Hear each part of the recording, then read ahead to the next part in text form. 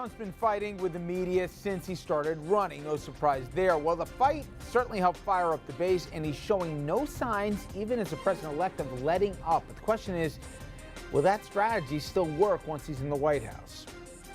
Also, the president-elect is talking about a $1 trillion infrastructure plan. So why is Bernie Sanders calling it a scam and really just corporate welfare? Then our conversation with the man who wants to be the next governor of New Jersey, Democrat John Wisniewski. He led the Bridgegate investigation. Now he wants to follow the governor all the way to Trent. Good evening, everybody, and welcome to RFL. I'm Richard French. Thank you so much for joining us. Well, Donald Trump, he treated the press like a punching bag during the campaign. Some would argue took a few punches himself. Here's just a small taste of what it was like. The press should be ashamed of themselves. And you make me look very bad. I have never received such bad publicity for doing such a good job. I have to tell you, the press is so dishonest and so unfair. I think the political press is among the most dishonest people that I've ever met. I have to tell you that, okay? I'm going to continue to attack the press. Look, I find the press to be extremely dishonest. I find the political press to be unbelievably dishonest. I will say that. I'm looking at a table here of dishonest people. That's just a small portion of just one single news conference. I could be here all night here if I wanted to show you the extended clips, but you get the drift. If you thought things, though, would be different after Trump won, you should have thought again. Trump held an off-the-record meeting with the media at Trump Tower yesterday, and things, well, they didn't go so well. A source telling the New York Post it was like a, quote, effing firing squad. Post went on to describe what went on in that conference room as follows, quote, Trump started with CNN chief Jeff Zucker and said, I hate your network. Everyone at CNN's a liar and you should be ashamed. Welcome to the tower. The source went on to say that the meeting was an unmitigated disaster. TV execs and anchors went in there thinking they'd be discussing the access they would get to the Trump administration. Instead, they got a Trump-style dressing down. Well, today, Trump had a one-on-one record, an on the record here with the New York Times. That was after he said he was canceling the meeting with the Times, but he did show up after all, and here's how the paper describes the sit-down. Quote, Mr. Trump opened the discussion with a list of grievances about the newspaper's coverage of him, though he couched it in terms of wanting to improve the relationship. Quote, I have great respect for the New York Times, he said. I have tremendous respect. I think I've been treated very rough. He has the best respect.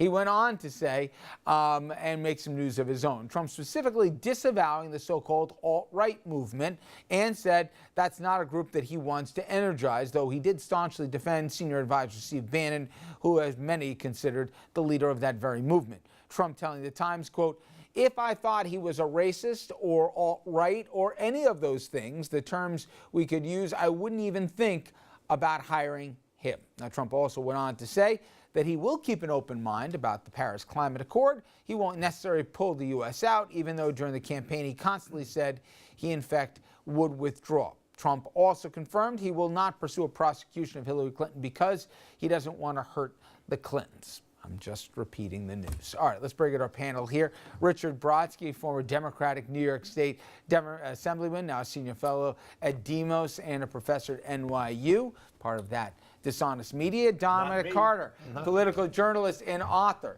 Giancarlo Parasuti, former aide to President George H.W. Bush, not dragged into this media scum, as is Andrew Whitman, though, our senior political correspondent, as Trump would say, the worst of the worst. All right, so I had this debate, Dom, and welcome back from Western New York here, where I understand you didn't do very well in the snow, but that's a different story for a different day. Oh, boy. Nonetheless, though, I had this debate earlier today with Andrew, among others, and I said, what's he doing?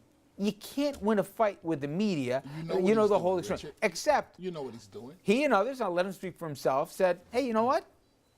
Worked for him in the campaign, taking on the media, blaming the evil media.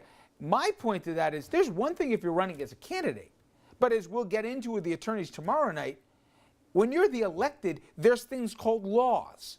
There's things, the Constitution, where you can't enrich yourself with foreign governments. There's things, that talk about anti-nepotism laws and all the rest, where people, if you call them effing fill in the blanks, They will assign people to find out if there is scandal or enrichment or all these things you're not legally allowed to do.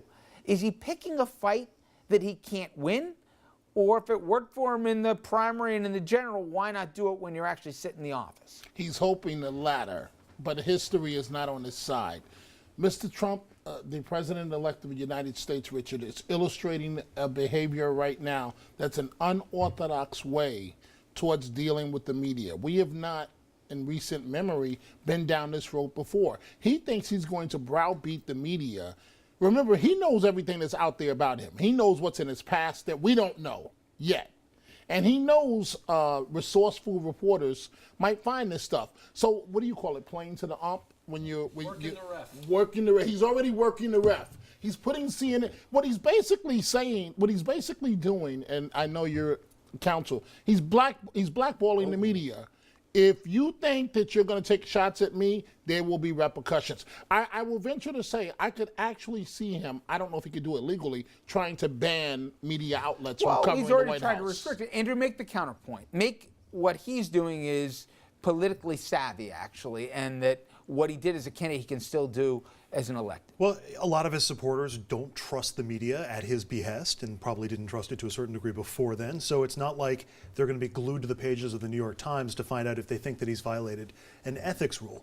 The other point that I was making earlier is that when it comes to keeping Trump in line, whether it's legal or an ethical issue, it's really about Congress. And I mean, the media can write however many stories it wants to about Donald Trump and about, you know, whether his businesses are being controlled by his family or what level of input he's having or whether he's benefiting from some of his policies. But it's up to Congress to keep him in check, and I just don't see there being enough political pressure on Republicans in Congress to do that. The media can write all the negative stories they want. I don't think it particularly matters. And I think he's just proved that over 18 months. The same Congress people who didn't stick their neck out for him in the campaign, if we're now suspending disbelief and say now they're all of a sudden big Trump supporters, I don't know how much they're going to stick their neck out if he turns out to be using taxpayer dollars to enrich him or his company. Listen, you were certainly around a president, and any president has had adversarial relationships. I don't care their politics with the press. And at some point they hate the press and don't trust the press. But nobody's ever tried to beat the press. Well, I think Donald Trump is doing something that he has shown a great affinity for, and that is exposing his opponent's weakness. I think if we put this in a larger context, the reality is the media has bigger problems than Donald Trump. We've learned that younger generations aren't watching broadcast news. Print news is circling the drain. And now apparently in the last 2 months of the election, fake news outperformed real news in terms of informing the public. I think Donald Trump knows all this and says, hey, if these guys are going to be adversarial towards me, then I'm going to stick it to them just in the place where they're hurting the most. I did a whole thing yesterday, Giancarlo, with the Washington Post, and they showed the 180 that Facebook's done, all right? And Zuckerberg says they're going to change this right now. Will they eliminate all fake news? No. But the idea that this Wild West, just like in any new medium, will go unpoliced, I believe it will change. There's going to be a disincentive, and I believe, me too, but I also think legally and monetarily there's going to be a disincentive because you're going to be sued for things like libel, slander, and all the rest. But Richard, you know as much as now you're part of the media, but that you didn't like the media. Till today. This all works until there's a difference between a candidate and being, in this case, a president. I'm not sure. Really? I would put a little spin. I don't disagree with much I heard before, but he's trying to discredit the source of negative exposure. And that it seems to me to be an understandable tactic. It's not so much that he's battling them. He wants to be able to say they're dishonest so that when the truth Don't believe what they say about me. when it comes out, don't believe what they say about it. His problem, of course, is that he's a minority president, as have been most presidents since 1980, 84, right? In terms of winning the popular vote? Yeah. He's a minority president. Clinton Bush in didn't. 04. Clinton didn't either time. Right. Bush didn't either Bush, right? No, he did. W got a majority in 04. The second in time. reality. Yeah, correct. But so we have a country that hasn't had a president with 51% of the vote but once in 25, 30 years. In that environment, being able to keep your base solid and to discredit the opposition may be much smarter than we think it is. Except, I always think we've done a disservice here by giving him too much credit as being this political savant and genius. One of the things apparently he screamed about yesterday, and the thing is, I don't like the photo you're using of me. You make me look, and he sticks out a thing like I have double chins. It's not flattering of me. He's got the most thin skin. If you were this guy you knew how to manipulate and everything else, you wouldn't care as much. Look how upset he is by the SNL portrayal of him. How disciplined has he been since the election? Him, well, not the people around him. No, I don't think too disciplined if he's tweeting about Hamilton and SNL. I don't think you're right. I think he's been incredibly disciplined.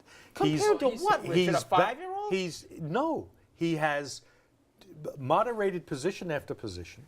He's kept the base. Okay. We'll get into this. I think you're completely delusional, and I also think delusional? completely about the following: that you think that the Trump you're going to get as a president is not what you heard it all for 18 months. I didn't say that. No, but you've alluded more than a few times that somehow he'll be this. I'll take that argument. I think we're going to be surprised based on, to Richard's point, some of the early behavior. I mean, he has shown, Lord knows, I heaped criticism upon him during the primary and the general, but a magnanimous side of his personality in dealing with Mitt Romney and dealing with Hillary Clinton, easy targets for him to dismiss and to poke at, to ratchet up his poll numbers with his base, and he's chosen a different path. Of the dishonest media continuing to criticize him. That's the point of the attack on the media. I definitely think it's more glimmers than of that. hope. The only point that I have is a month before the election, 2 weeks before the election, 2 days before the election, there was no constituency in Washington that was rooting for him. The Speaker of the House wouldn't pick up the phone or even campaign for him. I can list everybody and their brother. But I'm sorry. This idea that they're going to give him some big rope and they're going to let him basically make mistake after mistake and stand with him, I think the naivete. There's no loyalty to this. He has no equity with these groups. He's got it to this alt-right base here, okay? But he doesn't have to a lot of folks who are looking out for number one. You don't think Republicans in Congress benefit from having a president in the White House who will enact their agenda once they are able to pass it? When you say your agenda, we'll get into this next. The idea that he would rack up potentially $1 trillion of spending, okay, and not raise any or have any cost offsets to do it, doesn't sound like a Freedom Party agenda to me. It doesn't sound like a Republican agenda anytime there's a Republican president. The controls on spending come off when Republicans in Congress have a Republican in the White House. It's one thing if there's a war. It's another thing if there's a spending program. I don't think. Go back through every recent. Yeah, right. Go back through every recent Republican. And all of a sudden, spending and deficits aren't anywhere near the concern they are when there's a Democrat in the White House. Because we were at war, plain and simple. Absent the war, we would not have blown through. The tax cuts spurred the economy. And what's the that thing grew that the economy. That grew the economy. Absolutely. Go back and look. Oh, my God. Go back and look. Look at GDP growth. Go look at GDP growth in the months after. My only point is, Don, to his credit, potentially, if he handled it right, he's not beholden to anyone.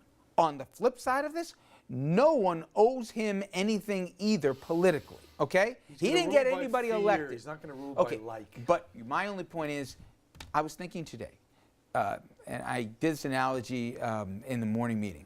Do you remember that movie where you had, help me out, Andrew, the one, the John Grisham book that they turned into a movie A Time to Kill. Remember in the closing argument, McConaughey plays the attorney and he's defending Samuel Jackson for killing these KKK members who had killed his daughter. And he goes into this paration, they ask him to close their eyes. And he says, now imagine if she was white, and you had this gasp.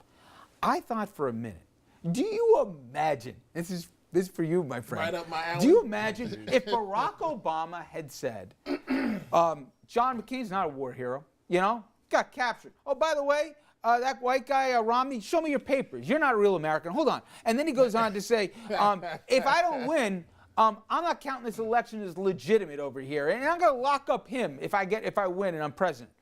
Do you think that the curve we're grading Trump on is the most outrageous curve I've ever heard of after an election? If Obama, I'm going to make 2 quick points. If Obama did that, he would be forced to resign by the end of the week. And number 2, I contend that the only reason why we have a Donald Trump is coming after the first black president. I'm sure we'll have days and weeks to debate that one, as you say, when the book comes out. Coming up next, our roads are a wreck, bridges aging, airports outdated. Nobody will debate with any of the statements I made. Everybody agreed something has to be done. Can Washington finally agree on something and do the right thing? And also, how exactly are we going to pay for this? We'll get into that after this.